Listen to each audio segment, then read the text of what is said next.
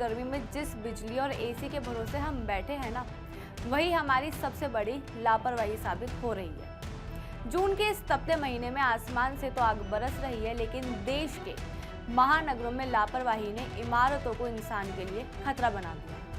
पिछले 10 दिनों में दिल्ली से लेकर इंदौर तक और नोएडा से लेकर बिहार के मुजफ्फरपुर तक हिंदुस्तान का कोई ऐसा कोना नहीं बचा जहां से जिंदा इंसानों के जलने की चीखें ना आई हो। सबसे खौफनाक मंजर देखिए देश की राजधानी दिल्ली के पौष इलाके मालवीय नगर का, जहां एक होटल में लगी आग ने 21 हंसते खेलते परिवारों को पल भर में खत्म कर दिया। इनमें गुरुग्राम के एक नामी चार्टेड अकाउंटेंट के परिवार के 8 लोग शामिल थे, जो अपने एक बीमार रिश्तेदार का हाल चाल पूछने के लिए दिल्ली आए हुए। लेकिन उन्हें क्या पता था कि वो खुद मौत के जाल में फंसने जा रहे हैं। आज के इस वीडियो में हम सिर्फ हादसों की बात नहीं करेंगे, हम उस सिस्टम के बारे में भी बात करेंगे जो चंद पैसों के लिए आपकी और हमारी जिंदगी का सौदा कर बैठे, क्योंकि आज के ये एक्सप्लेनर आपको आगे के लिए सतर्क कर सकता है। नमस्कार, मैं हूं जयश्रीका। आइए सबसे पहले समझते हैं कि पिछले 10 दिनों में देश के नक्शे पर आग ने कहां-कहां तांडव मचाया। पहली और सबसे बड़ी केंद्र बनी देश की राजधानी दिल्ली। मालवीय नगर में होटल फ्लोरिश स्टे में ऐसी आग लगी कि लोगों को खिड़की से कूदने का मौका तक नहीं मिला। 21 लोगों की मौके पर ही मौत हो गई। इसके तुरंत बाद बिहार के मुजफ्फरपुर से एक और दिल दहला देने वाली खबर सामने आई। वहां के प्रसाद हॉस्पिटल के आईसीयू वार्ड में तड़के 3 बजे एयर कंडीशनर यानी एसी में शॉर्ट सर्किट के बाद एक जोरदार ब्लास्ट हुआ। सोचिए, जो मरीज खुद को बचाने के लिए उठ भी नहीं सकते थे, वो उसे धुएं और आग में घिर गए। 5 बेकसूर मरीजों की दम घुटने और जलने से मौत हो गई और 20 से ज्यादा लोग जिंदगी और मौत की जंग लड़ रहे हैं। लेकिन कहानियां यहीं खत्म नहीं होती। दिल्ली से सटे नोएडा के सेक्टर 75 में आईवी काउंटी सोसाइटी की 12वीं मंजिल पर अचानक भीषण आग लग गई, जिससे पूरी हाई राइज बिल्डिंग में अफरा तफरी मच गई। वहीं सेक्टर 52 स्थित एक पीजी में भी आग लगी, जिसके नीचे एक रेस्टोरेंट चलाया जाता था। इसके अलावा राजस्थान की भिवाड़ी इंडस्ट्रियल एरिया की फैक्ट्री और इंदौर में भी आग ने भारी तबाही मचाई।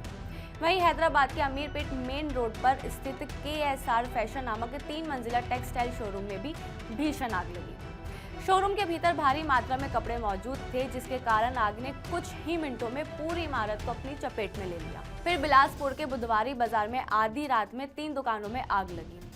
फिर उत्तराखंड के हल्द्वानी में शुक्रवार देर रात अमेज़न के डिलीवरी स्टोर में भी आग लगी, जिसमें 2 कर्मचारियों की दर्दनाक मौत भी हो गई। और यही नहीं, देश के ऐसे और भी कई इलाके हैं जहां आग का आतंक देखने को मिला। अब सवाल उठता है कि आखिर गर्मी आते ही ये इमारतें माचिस की डब्बी की तरह क्यों जलने लगती हैं?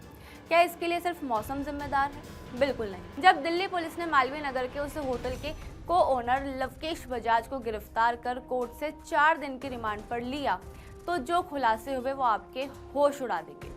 पूछताछ में इस आरोपी मालिक ने कहा, मैं तो होटल संभालता ही नहीं था और जब मैंने मॉडिफिकेशन करवाया तो मुझसे कहा गया कि दिल्ली में ये सब नॉर्मल है, यहाँ सब चलता है। ध्यान से सुनिए आप जरा, दिल्ली में ये सब चलता है। इसी सब चलता है वाले एटीट्यूड ने 21 लोगों की जान ले ली। इस होटल को दिल्ली सरकार की होम स्टे पॉलिसी के तहत सिर्फ 6 कमरे चलाने की इजाजत थी, लेकिन लालच की इंतहा देखिए, बेसमेंट से लेकर 5वीं मंजिल तक अवैध रूप से 25 से 26 कमरे ठोक दिए गए। 3000 से लेकर 15,000 प्रतिदिन का किराया वसूला जा रहा था। ग्राउंड फ्लोर पर सिर्फ चाय की दुकान की परमिशन थी, लेकिन वहां धड़ल्ले से पूरा रेस्टोरेंट और किचन चलाया जा रहा था। जब आग लगी तो जो छत का रास्ता था वो पूरी तरह ब्लॉक था। कमरों में खाना पकाने के लिए अवैध हीटर चल रहे थे। गलियां इतनी संकरी थी कि फायर ब्रिगेड की गाड़ियों को पहुंचने में पसीना छूट गया। इस लालच की कीमत किसने चुकाई? उन बेकसूर लोगों ने जिनका इन सब से कोई लेना देना नहीं था। गुरुग्राम के सीए विवेक अग्रवाल, उनकी पत्नी तर्जनी, उनकी बूढ़ी माँ प्रेमलता, उनकी 2 मासूम बेटियां जिविशा और वारिया। एक ही परिवार की 3 पीढ़ियां एक आग में खत्म हो गई। एक और दर्दनाक कहानी सुनिए। इलाज के लिए भारत आए एक अफ्रीकी दंपति का शव अस्पताल के रेस्क्यूअर्स को ग्राउंड फ्लोर के एक बाथरूम में मिला। वो दोनों एक दूसरे के गले लगे हुए थे। धुएं से बचने के लिए वो बाथरूम में छिपे हुए थे, लेकिन जहरीली गैस ने उन्हें संभलने का मौका ही नहीं दिया। इराक से आए 29 साल के अली आमिर मूसा की भी मौत हो गई, क्योंकि उन्होंने सीढ़ियों का रास्ता चुना और सीढ़ियों में धुआं भर चुका था। आखिर इन मौतों की जिम्मेदारी इस टाइम पर कौन ले रहा है। दिल्ली का ये हादसा सुनने के बाद दिल्ली की मुख्यमंत्री रेखा गुप्ता तुरंत एक्शन मोड में आई और उन्होंने साकेत के मैक्स हॉस्पिटल का दौरा किया। उन्होंने मृतकों के परिजनों के लिए 10 लाख रुपए और गंभीर रूप से घायलों के लिए 5 लाख रुपए के मुआवजे का ऐलान किया है। लेकिन बात सिर्फ मुआवजे की नहीं है। सीएम रेखा गुप्ता ने दिल्ली में तुरंत दिल्ली आपदा प्रबंधन अधिनियम यानी DDMA 2005 को लागू करने का आदेश दे दिया है। दिल्ली के गृह मंत्री आशीष सूद ने साफ कहा कि जो भी अधिकारी इस भ्रष्टाचार में शामिल पाए जाएंगे उनसे नुकसान की भरपाई करवाई जाएगी और उन्हें 2 साल के लिए जेल भी भेजा जाएगा। अब आदेश जारी हुआ है कि ग्राउंड फ्लोर के ऊपर 4 मंजिल से ऊंची जो भी अवैध इमारत दिखेगी उसे तुरंत सील किया जाएगा। MCD की स्टैंडिंग कमेटी के चेयरपर्सन सत्या शर्मा ने भी कमिश्नर संजीव खिरवार के साथ दौरा किया और पूरे इलाके में सीलिंग और फायर ऑडिट ड्राइव चलाने का आदेश दिया है। साउथ दिल्ली के हौज रानी और सैदुल्ला जाब में 40 से ज्यादा संपत्तियों को सील करने की पहचान की गई है। लेकिन हमारा सवाल सीधा है, जब यह अवैध निर्माण हो रहा था तब सुरक्षा मानकों की तरफ क्यों नहीं देखा गया? अगर आपको लगता है कि ये सिर्फ एक होटल की कहानी है तो दिल्ली हाई कोर्ट में दायर इस जनहित याचिका यानी PIL के आंकड़े को जरा देख। दिल्ली के भीतर करीब 1000 लाइसेंसी होटल और गेस्ट हाउस चल रहे हैं, लेकिन आपको जानकर हैरानी होगी कि इनमें से केवल 52 के पास वैध फायर NOC है, यानी करीब 95% होटल बिना पुख्ता फायर सेफ्टी के चल रहे हैं। क्या ये सीधे सीधे मौत को दावत देना नहीं है? लेकिन आप इस सिस्टम के भरोसे मत बैठिए, क्योंकि जब आग लगती है तो सिस्टम फायरें ढूंढता है। फायर ब्रिगेड संकरी गलियों में फंसती है, इसलिए आपको खुद का सेल्फ डिफेंस यानी आत्मरक्षा के तरीके जानने होंगे। अगर आप किसी होटल, मॉल या अस्पताल में जाते हैं तो इन 5 बातों को गांठ बांध लीजिए। पहला है एग्जिट रूट्स चेक करें। किसी भी इमारत या होटल में कदम रखते ही सबसे पहले फायर एग्जिट के बोर्ड को जरूर देखें और सुनिश्चित करें कि वो रास्ता खुला है या नहीं। दूसरा है धुएं से बचें और नीचे झुकें। आग में ज्यादातर मौतें जलने से नहीं बल्कि धुएं में मौजूद कार्बन मोनोऑक्साइड गैस के कारण दम घुटने से होती है। अगर कमरे या कॉरिडोर में धुआं भर जाए तो खड़े होकर ना भागे, जमीन के बल लेटकर या घुटने के बल रेंगते हुए बाहर निकले, क्योंकि धुआं हमेशा ऊपर की तरफ उठता है और नीचे ऑक्सीजन बचती है। तीसरा है गीले कपड़े का इस्तेमाल करें।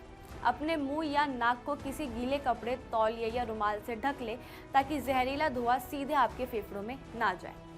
चौथा है लिफ्ट का इस्तेमाल कभी ना करें। आग लगने की स्थिति में बिजली कभी भी कट सकती है, इसलिए भूल कर भी लिफ्ट में ना जाए। हमेशा सीढ़ियों का इस्तेमाल करें। अलर्ट रहे। अपने घरों में गर्मियों के दिनों में AC की सर्विसिंग समय पर करवाएं। एक ही सॉकेट पर कई भारी उपकरण जैसे हीटर, फ्रिज या AC ना चलाएं ताकि ओवरलोडिंग के कारण शॉर्ट सर्किट ना। दिल्ली का ये अग्निकांड, मुजफ्फरपुर के अस्पतालों की ये चीखें हमें चेतावनी दे रही है कि जब तक हम और आप सब चलता है और चलता है यार वाले रवैये को नहीं छोड़ेंगे, जब तक हम बिल्डरों और भ्रष्ट अफसरों के इस गठजोड़ के खिलाफ आवाज नहीं उठाएंगे, तब तक बेकसूर लोग ऐसे ही हादसों की वेदी पर चढ़ते रहेंगे। आज सरकार ने जांच बैठाई है, मालिक जेल में है, अफसरों पर गाज गिरने वाली है, लेकिन जो 21 जिंदगियां चली गई वो कभी लौटकर नहीं आएंगी। सजग बनिए, सुरक्षित रहिए और अपने हक के लिए सवाल उठाइए। इस पूरे मुद्दे पर आपकी क्या राय है? क्या आपको लगता है कि सिर्फ सीलिंग ड्राइव चला देने से ऐसे हादसे रुक जाएंगे? हमें कमेंट बॉक्स में ज़रूर बताएं और देश दुनिया की तमाम बड़ी खबरों के लिए हमारे चैनल को सब्सक्राइब करना ना भूलें।